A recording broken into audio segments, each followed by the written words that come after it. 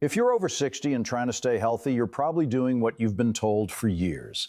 Eating clean, staying active, following routines that are supposed to protect your heart, your weight, and your overall health. But here's the uncomfortable truth. Some of the habits that are considered healthy for younger people can actually start working against you as your body changes with age. And the tricky part is this: these habits don't feel harmful. They feel right. They feel disciplined. They feel like you're doing everything correctly, but over time, they can quietly drain your energy, weaken your body, and even increase your risk of serious health issues.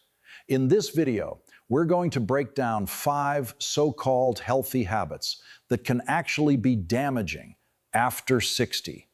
And we'll start with the first 2, because these are extremely common and most people never question them.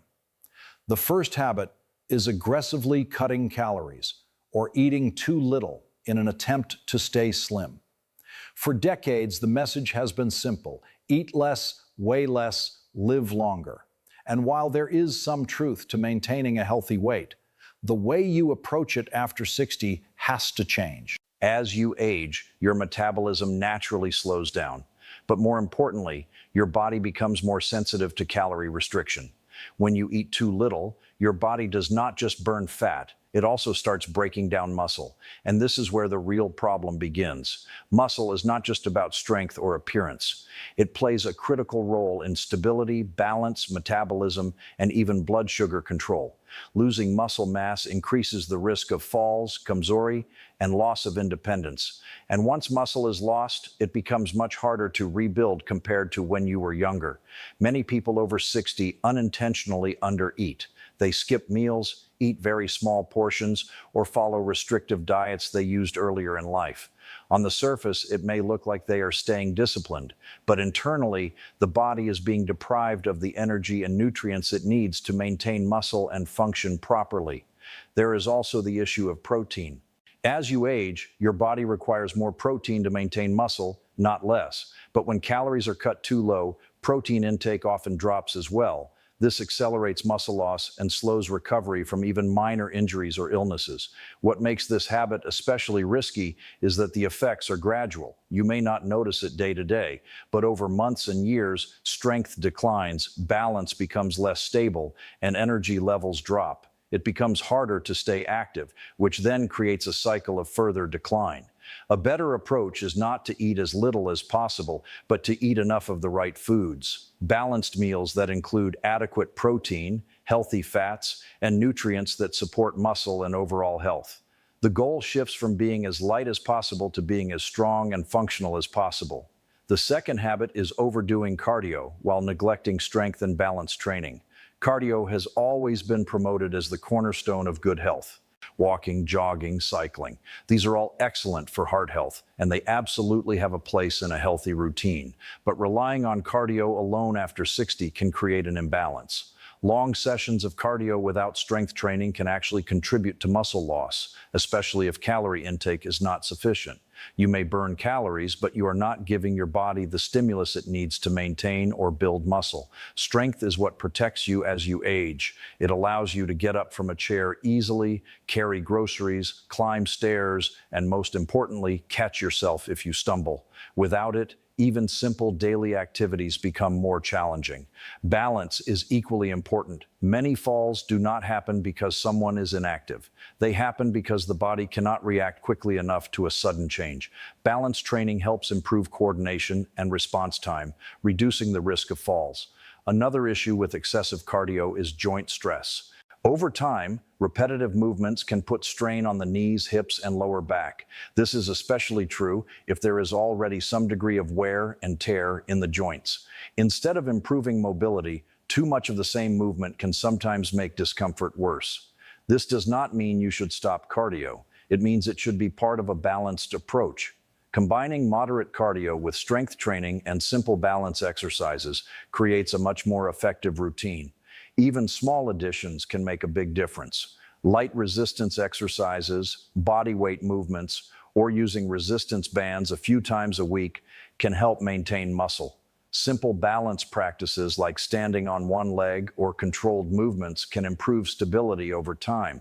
What matters most is not how long you exercise, but how well your routine supports your body as it is today, not how it was decades ago. These first two habits are perfect examples of how advice that once worked can become outdated as your body changes. Eating less and doing more cardio might have helped earlier in life, but after 60, the focus needs to shift toward preserving strength, stability, and overall function. And this is just the beginning. In the next part, we'll go into two more healthy habits that could be quietly working against you without you even realizing it. Now let's continue, because the next two habits are even more surprising. These are things people often feel proud of, things that are seen as disciplined and healthy. But after 60, they can start doing more harm than good, if not adjusted.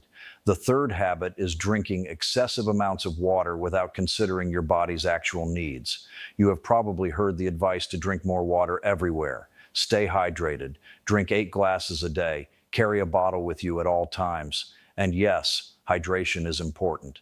But after 60, the way your body handles fluids changes, and more is not always better. As you age, kidney function naturally declines. This does not mean your kidneys stop working, but they become less efficient at filtering and balancing fluids and electrolytes. At the same time, the body's ability to signal thirst becomes less reliable. This combination makes hydration more complex than simply drinking as much water as possible. Some people take the advice too far and start drinking large amounts of water throughout the day, even when they are not thirsty. This can dilute important electrolytes like sodium in the blood, leading to a condition where the balance is off. When that balance shifts too much, it can cause symptoms like weakness, confusion, headaches, and in more serious cases, it can affect brain function. It can also put unnecessary strain on the kidneys, especially if there are already underlying issues. Instead of supporting the body, overhydration can create stress in a system that is already working differently than it did years ago. There is also a practical side. Drinking too much water, especially in the evening, can lead to frequent trips to the bathroom at night. This disrupts sleep and increases the risk of falls in the dark when getting up repeatedly. The smarter approach is to focus on consistent, moderate hydration. Drink when you are thirsty, keep fluids steady throughout the day, and pay attention to signs like urine color rather than forcing large amounts at once. The goal is balance, not excess. The fourth habit is avoiding all fats in the name of heart health. For years, fat was labeled as something to fear. Low-fat diets became the standard, and many people still carry that mindset today. But after 60, completely avoiding fats can actually work against your health in several ways. Healthy fats are essential for brain function, hormone production, and nutrient absorption. Vitamins like A, D, E, and K need fat to be properly absorbed in the body. Without enough fat in your diet, you may not be getting the full benefit of the nutrients you are consuming. The brain itself is heavily made up of fat, and as we age, supporting brain health becomes even more important. Diets that include healthy fats have been associated with better cognitive function and reduced risk of decline over time. There is also the issue of energy. Fats provide a stable source of energy, which can help maintain consistent levels throughout the day. When fats are too low, people often compensate with more refined carbohydrates, which can lead to spikes and crashes in blood sugar. This can affect energy, mood, and even appetite control. Another point that is often missed is satiety. Healthy fats help you feel full and satisfied after meals. Without them, meals can feel incomplete, leading to unnecessary snacking or overeating later in the day. Of course, not all fats are the same. Highly processed and trans fats are not beneficial, but natural sources like nuts, seeds, olive oil, and certain whole foods provide fats that support overall health rather than harm it. Completely removing fat from the diet in an attempt to protect the heart can actually create imbalances that affect multiple systems in the body. Just like with hydration, the goal is not elimination, it is balance and choosing the right types. These two habits highlight something important. Health advice is often simplified into rules: drink more water, avoid fat, but the body does not operate on simple rules, especially after 60. It requires a more nuanced approach that takes into account how systems change with age. And we're not done yet. In the final part, we'll cover one more healthy habit that is quietly causing harm, and it's something almost everyone does without thinking: along with a powerful way to rethink your daily routine moving forward. Now let's move into the final habit. And this one is so common that almost everyone over 60 is doing it in some form without ever questioning it. It feels productive, it feels responsible, and in many cases, it even feels necessary. But over time, it can quietly wear down your body instead of supporting it. The fifth habit is pushing through fatigue and ignoring the body's need for recovery. For most of your life, pushing through tiredness may have worked. You had responsibilities, deadlines, routines, and you trained yourself to keep going even when you felt low on energy. That mindset builds discipline, but after 60, your body does not recover the same way it used to. And continuing to ignore fatigue can create a slow buildup of stress that affects nearly every system in your body. Fatigue after 60 is not always just about being tired. It can be a signal. It can reflect how well your body is recovering from physical activity, how balanced your hormones are, how well you are sleeping, and even how your cardiovascular system is functioning. When you consistently override that signal, you are essentially telling your body to operate without the recovery it needs. Over time, this can lead to chronic low energy, increased risk of injury, slower healing, and even a weakened immune response.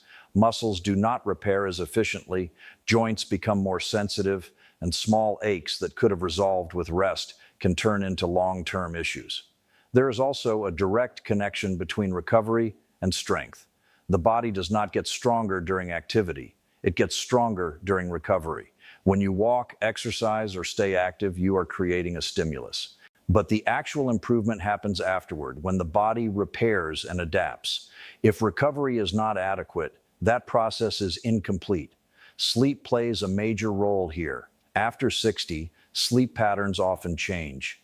Many people experience lighter sleep, more frequent awakenings, or shorter sleep duration. If you are already getting less restorative sleep and still pushing through the day without adjusting your activity or allowing for rest, the gap between effort and recovery grows wider. This can show up in subtle ways at first. You may feel more tired in the afternoon. You may notice that your usual activities feel slightly harder. Your reaction time may be a bit slower. Over time, these small changes can affect balance, coordination, and overall confidence in movement. There is also a mental component. Constantly pushing through fatigue can increase stress levels. The body remains in a more activated state, which can affect blood pressure, heart rate, and even digestion. Instead of supporting long-term health, the habit of always pushing forward can create a state where the body never fully resets. What makes this habit tricky is that it often comes from a good place. People want to stay active, stay productive, and maintain independence. And those are important goals. But the way you support those goals after 60 is different. Listening to your body does not mean becoming inactive. It means becoming more precise. It means recognizing when to be active and when to allow recovery so that your activity remains effective and sustainable. For example, instead of doing the same level of activity every single day, alternating between more active days and lighter days can help the body recover while still maintaining consistency. Adding short periods of rest during the day, even just sitting quietly or taking a brief break, can reduce overall strain. Paying attention to how you feel the day after activity is also important. If you feel refreshed and capable, that is a good sign your balance is right. If you feel drained, sore beyond what is normal, or less steady, that is feedback that your body needs more recovery. Nutrition supports this process as well. Adequate protein helps repair muscle tissue. Proper hydration supports circulation and recovery. Micronutrients from whole foods help the body carry out the repair processes efficiently. Without these, even if you rest, recovery may not be optimal. There is also value in slowing down certain movements. Controlled, intentional movement can be more beneficial than rushing through activities. It improves coordination, engages muscles more effectively, and reduces the risk of injury. What this really comes down to is shifting from a mindset of constant output to one of balance between output and recovery. That balance is what allows you to stay active not just today, but years into the future. Now, when you look at all 5 of these habits together, a clear pattern emerges. Eating too little, overdoing cardio, drinking excessive water, avoiding fats, and pushing through fatigue all come from advice that is often well-intentioned. But when applied without adjustment after 60, they can create stress instead of support. The common thread is that the body after 60 requires a more balanced, more responsive approach. It is less about extremes and more about consistency, less about doing more and more about doing what actually works for your body now.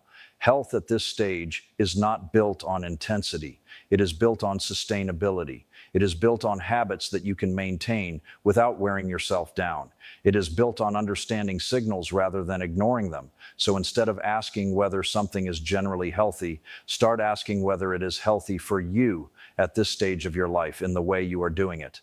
That one shift in thinking can prevent a lot of silent damage and help you build a routine that truly supports your body. If this opened your eyes to habits you never questioned before, share it with someone who might be doing the same things without realizing the impact. Sometimes the most helpful changes are not about adding something new, but about adjusting what you are already doing. And if you want more content like this, where common health advice is broken down into what actually matters after 60, make sure to stay connected.